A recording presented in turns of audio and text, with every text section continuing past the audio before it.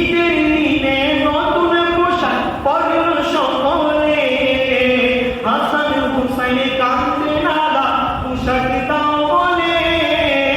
ঈদের দিনে নতুন পোশাক পরল সকলে, হাসান হুসাইন কাঁদতে নালা পোশাক দাও বলে।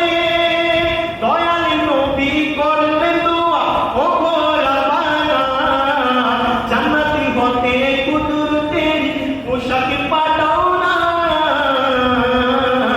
লাল সবুজের সেই পোশাকই কারবালার শান, লাল সবুজের সেই পোশাকই কারবালার শান।